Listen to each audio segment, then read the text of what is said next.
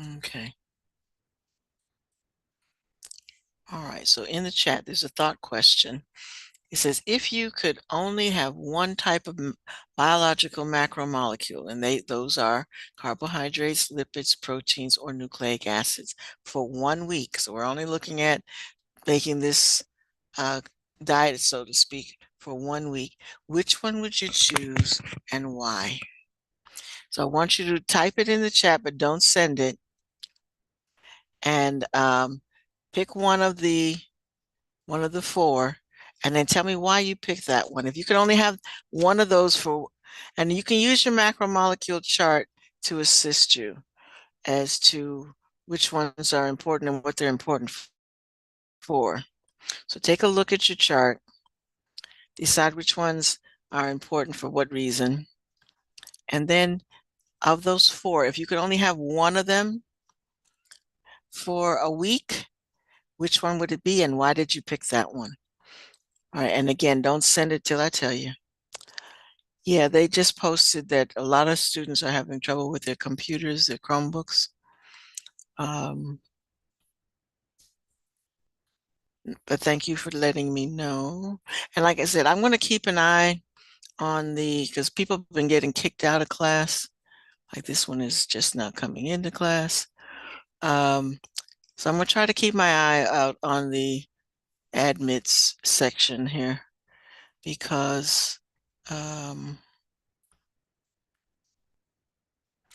right now we're on. I put a question in the chat. So look in the chat.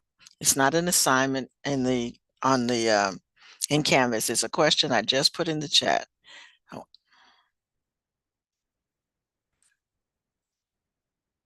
okay. The question is, if you and I'll post it again. And again, when you answer me, answer to everybody. Don't address your answer just to me, but type the answer and then hold it. Don't submit it until I tell you. All right. Good afternoon, Caden. You're just in time to do the thought question of the day. All right. Let me take a minute. Go mark you. Um,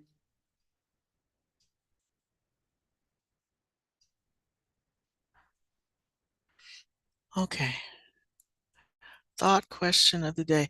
And again, refer to your macromolecule chart. It tells you what all the molecules are used for. And then you can decide which one, if you could only have one of them for a whole week. That means next week you can go back on needing everybody. But for just this week, if you could only have one of them, which one would you pick and why did you pick that one?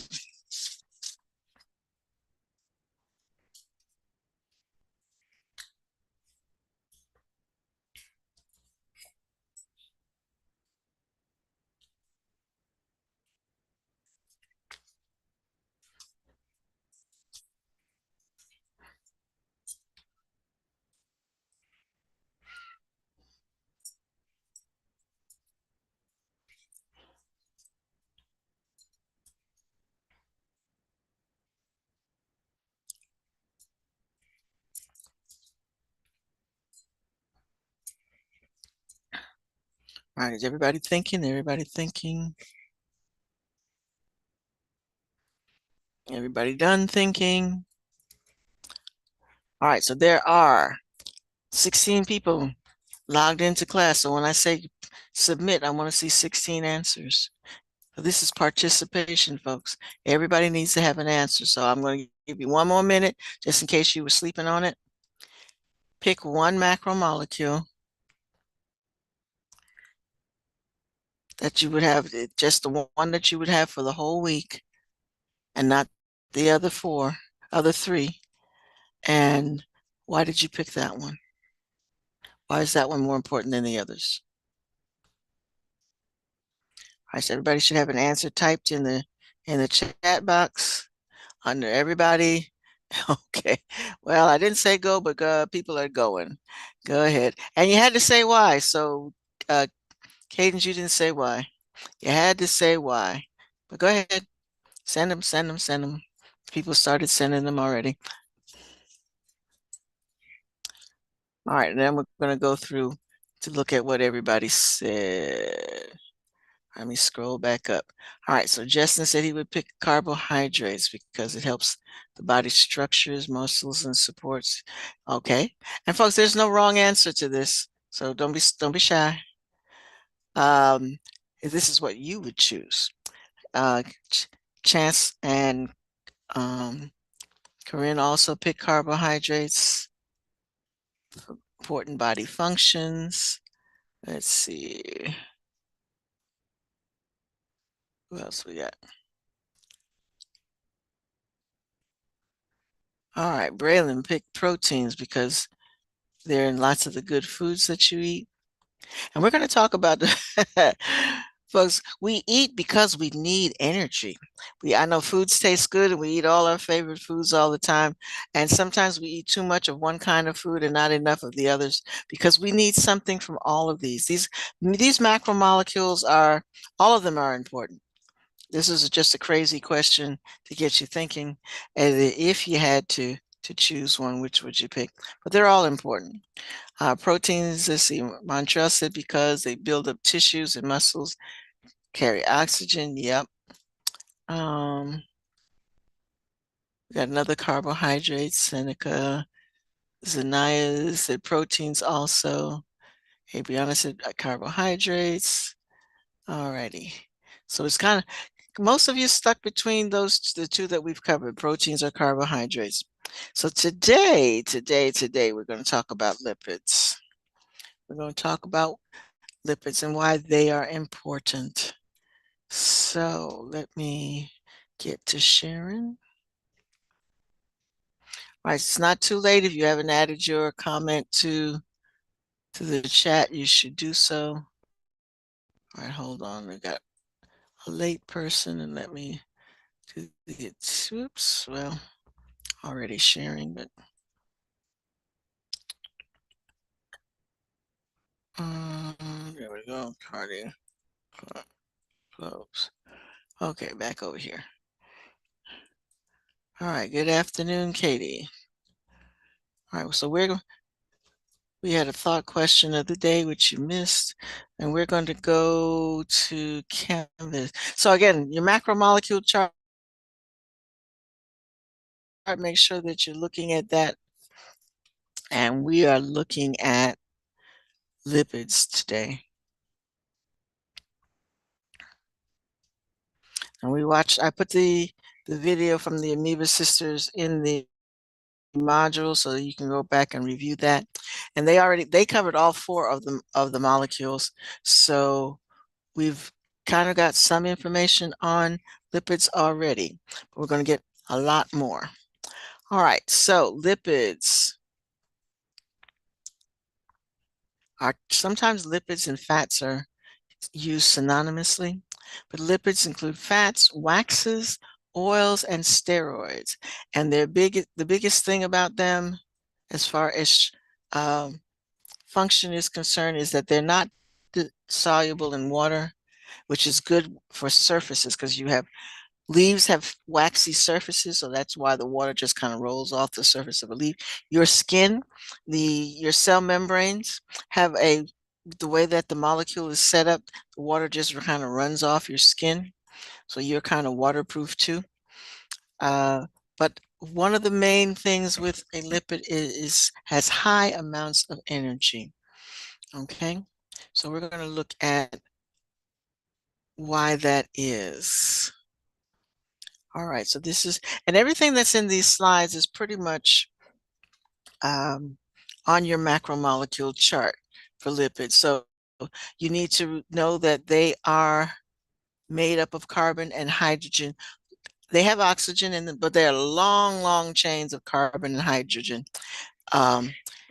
When we did carbohydrates, their shape was small. They were either a pentagon or a hexagon, but they were kind of little objects. Same thing with amino acids. Amino acids had the three groups on it, but it was still a small molecule. When we look at the structure of a lipid, It's going to be huge. It's going to have long, long chains of carbon, hydrogen, and oxygen. Some oxygen, not as much oxygen as the others, but lots of carbon and hydrogen atoms in a lipid. Okay, and so examples are, like they said earlier, waxes, fats, and oils. All right, so they are important because, like what they said earlier, they do not dissolve in water and they store high forms of energy. One of the things you're going to learn with chemistry when you take chemistry next year or whenever you take chemistry, if you take chemistry, is that when atoms are bonded together, that bond is holding the energy to hold those atoms together. When you break those bonds, releases lots of energy. In this case, because we have these long chains of carbon, that's a lot of bonds to break. So when you digest it, it releases a lot of energy, a lot more energy than digesting a carbohydrate or a protein. So like I was saying earlier too, the main function of carbohydrate is to give you energy. When we do respiration, the thing that is made during respiration is a carbohydrate. So that is its main function. However, there are other functions for lipids other than energy. So notice it says stores high amounts of energy. It doesn't make the energy, it stores the energy. So when your body is all out of carbohydrates, it's going to turn to dissolving the fat so that it can get some energy. And then here again, it's important for waterproofing you and the surface of leaves. It helps with steroids. It stores energy, and it is in the cell membrane. And we're going to look at what that last one is in a little while. All right, so we need to look at the structure of a lipid. Welcome to biomolecules, the lipids. Lipids are organic molecules that are insoluble in water. In biology, lipids' main functions include storing energy, signaling, and acting as structural components for cell membranes. Let's examine 3 types of lipids: neutral fats, phospholipids, and cholesterol. Neutral fats, also called triglycerides, are 3 fatty acid chains attached to a single glycerol molecule by dehydration synthesis. The fatty acid chain. All right, so what she's saying is dehydration means they take out a water molecule. In order to form these bonds, you have to remove a hydrogen and a OH molecule from another part. So that's how they do all of these long chains. But you see what I'm saying? How it's made up of 2 parts. This long piece coming down the side, like they call it the backbone, is a glycerol molecule. And then you have these long chains called fatty acids of carbon and hydrogen. But each of those little sticks represents a bond. And in order to break those, to separate the hydrogen from the carbon, is going to release energy. So look at all the energy that can be released when you dissolve a molecule like this. Okay, so that's important. Something else I wanted to say about this. All right, so this is one monomer also. So one monomer of fat consists of 2 parts, the glycerol and 3 fatty acids. It makes up one monomer of fat. Chains are the building blocks.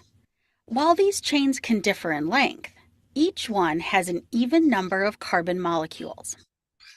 Neutral fat stores energy fuel, insulates body tissues, and cushions and protects organs. Saturated fatty acids have single bonds between the carbon atoms. They originate from animal sources and are solid at room temperature. Other fatty acids don't bind their maximum number of hydrogens due to double bonding between carbon atoms in the chain. Fatty acids with one double bond are monounsaturated, while those with 2 or more double bonds are polyunsaturated fatty acids. Unsaturated fats originate from plants and are liquid at room temperature. Phospholipids are modified triglycerides, where a phosphate group replaces one of the fatty acid chains. Phospholipids, or phosphoglycerides, have a nonpolar fatty acid chain portion and a phosphate polar portion. 2 layers of phospholipids are the chief component of all cell membranes. In a cell membrane, the 2 layers self-assemble so that their water-soluble heads, or hydrophilic heads, form the surface and interior of the membrane, and the water-insoluble tails, or hydrophobic tails, face each other. Okay, later on when we start talking about organelles and cell membranes, we're going to look at this a little more, and you're going to have to know how this functions as far as things being able to get in and out of the cell. But you'll see this picture again. Cholesterol is an organic molecule known as a sterol, or modified steroid. It helps build and maintain membranes and composes over 30% of all animal cell membranes. The cholesterol molecule has 4 interconnected carbon rings. Cholesterol helps to stabilize all animal cell membranes. The body uses it to synthesize steroid hormones, including sex hormones, and those of the adrenal cortex. It's also used during vitamin D and bile synthesis. Congratulations, you've completed biomolecules, the lipids. Alrighty. And this crazy guy, hold on, I got one more person coming to class. Okie dokie. Good afternoon. Good afternoon. We're in Canvas under the unit for lipids. Okay. In Canvas under the unit for lipids. All right. This little clip again is part of one continuous video on macromolecules. So they took out the piece that just pertained to lipids and stuck it here. He's also going to touch on, I guess because they couldn't do the clip without including carbohydrates, he'll talk about that too. So let me just show this one real quick. Our own use. All for me. Now, we as human beings can't grow fruits or tubers, so we have to store our energy in a couple of different ways. The way that we tend to store carbohydrate energy is in glycogen, which is very similar to amylose or starch, but has more branches and is more complicated. It's basically made up of the glucose that we have left over after we eat, and it sits in our muscles really ready to use, and it's also stored in our livers. It's generally a pretty short-term store. If we don't eat for like a day, pretty much all of our glycogen gets depleted. But over the longer term, the way that we store our energy is through fat. All of our mom's worst enemies, the fat, which turn out to be actually really important and are the most familiar sort of a very important biological molecule, the lipid. Lipids are smaller and simpler than complex carbohydrates, and they're grouped together because they share an inability to dissolve in water. This is because their chemical bonds are mostly nonpolar. And since water, as we learned in the previous episode, despises nonpolar molecules, the two do not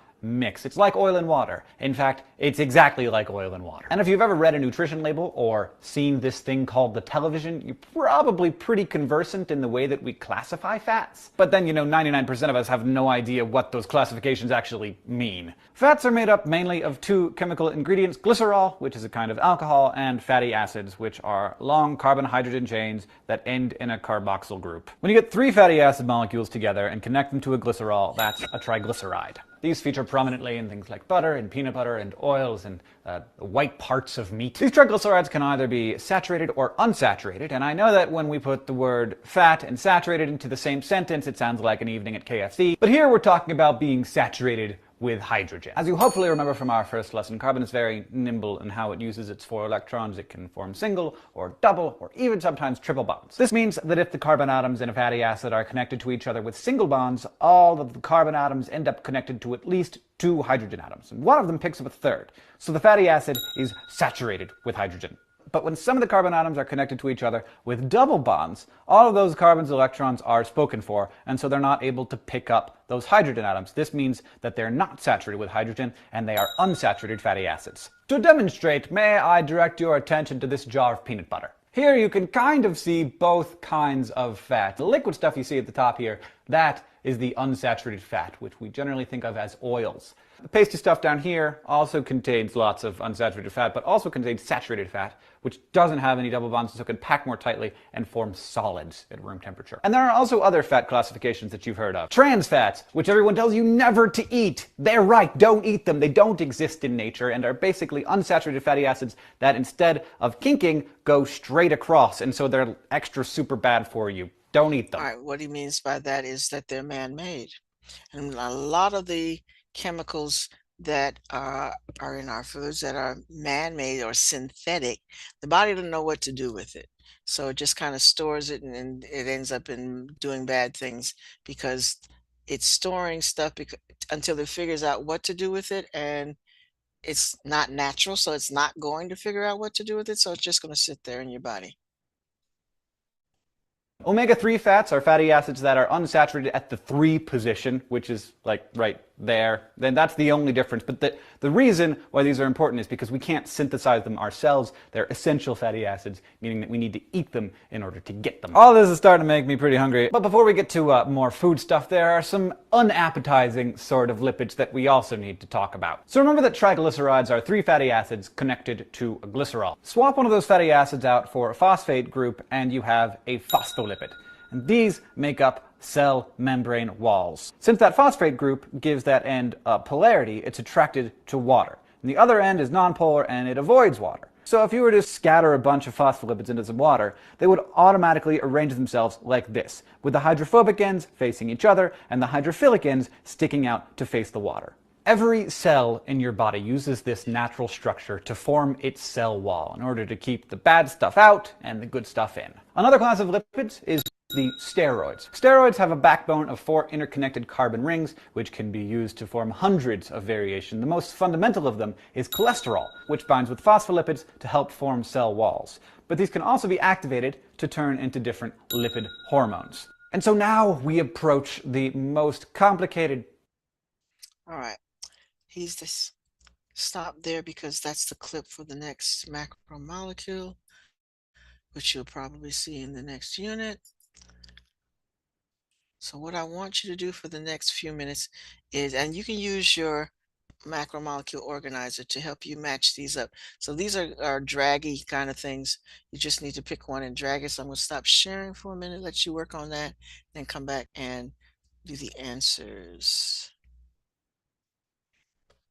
And let me fix my attendance.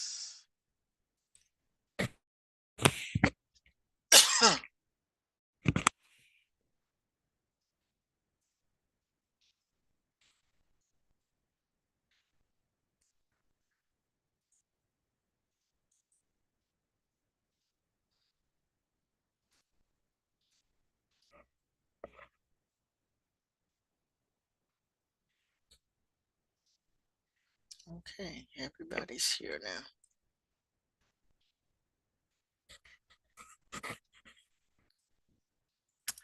Alrighty. All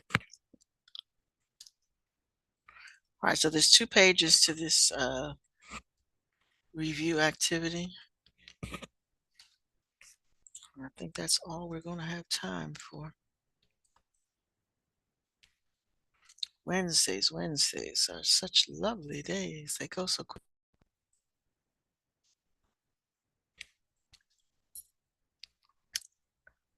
Alrighty. All right, so if you were dragging these into place, a lipid is the macromolecule. I believe this one is already with its in place. And these 2 are also in place. Okay. All right, so that would be how you would arrange it. So if you didn't arrange it that way, that's the way it should go. All right, on this one, it says the characteristics of a lipid. They are not the building blocks of tissue. Proteins are. But they do, they don't release energy. They store energy. Lipids are not made up of sugar, but they do act as messengers and steroids. They just showed you that they are in the membranes. They do act as waterproofing. And again, they store energy, not release energy. Okay. All right, and then these you can always go back and reset them and do them again. Okay. All right, so this is what you should know before you go. That the monomer is the triglyceride. So it's made up of 3 fatty acids and a glycerol molecule.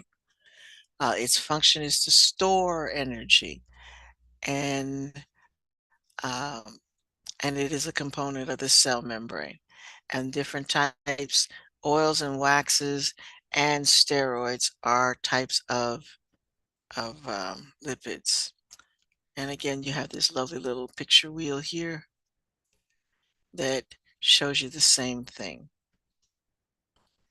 Okay. All right. Time wise, I think we're up. We got like 2 minutes.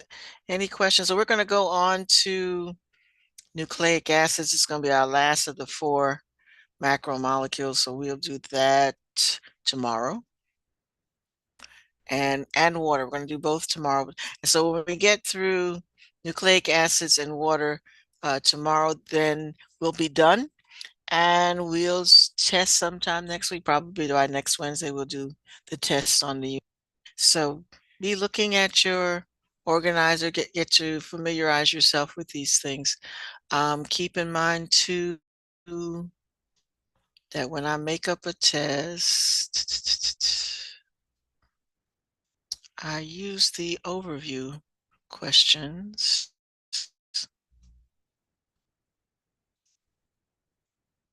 Okay, and this case they don't have questions, but so it will be questions on all 5 of these topics. And it'll be set up kind of the way the graphic organizer is set up. You need to know its function. You need to know what letters are in them. So carbon, hydrogen, and oxygen are in all of them except water. They don't have carbon. But lipids have phosphorus in it. Nucleic acids are going to have nitrogen in them, and proteins are also going to have nitrogen in them. So they're going to be slightly different depending on some of the other things. All right, any questions? Any questions? Any questions? So again, I'm going to stop right here so that you have enough time to breathe before you go to your next class. All right, so if you have no questions for me,